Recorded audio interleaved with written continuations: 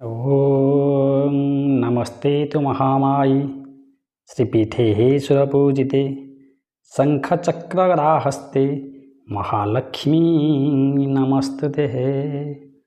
जय जगन्नाथ दर्शक बंधु, आज हेउछि मार्गशीर मास 6 दिन गुरुवार नवेम्बर 21 तारिख। आम जानिबा आजिर द्वादश राशि पंचांग। ता पूर्वर जानी रखु जे प्रातः काल सकाळे उठिबा मात्रे केउ नासा पटे बा नाकर पटे निश्वास चलिले बा श्वास प्रभावित हेले शुभ फल प्राप्ति होती। प्रथमतः रविवार जदि दक्षिण नासा पटे श्वास चली थाए ताहले से दिन आपनकर शुभ होता है। सोमवार बामन आशा पटे यदि श्वास चली थाए से दिन मध्य शुभ होता है।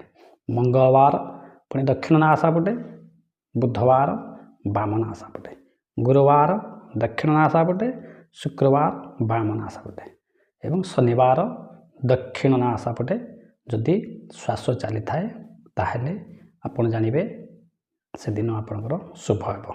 जदि विपरीत नासा पटे चली थाए ताहले सामान्य अशुभ होबार सूचना मिले। चलो जानिबा आजिर द्वादश राशि सामान्य राशिफल। पंचांग रे प्रथम राशि रहिले मेष राशि। मेष राशि व्यक्ति विशेष दुश्चिंतार जोग आज किछि बनिबो। वृष राशि आदर सम्मान जोग आज बनिबो।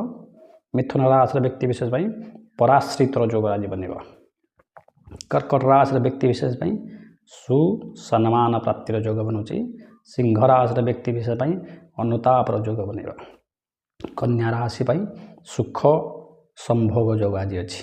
तुला राशि अभ्यर्थना जोग अच्छी। बिछा राशि गौरवान्वित जोग अच्छी। धनु राशि पराजयतार जोग अच्छी। मकर राशि भोग विलासर जोग आज अच्छी। कुंभ राशि व्यक्ति विशेष कार्य नष्ट जोग आज बनिबो। मीन राशि कपटता जोग बनिबो।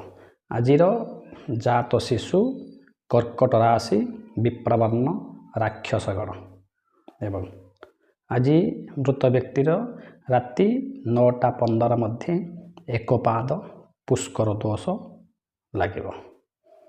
जय जगन्नाथ।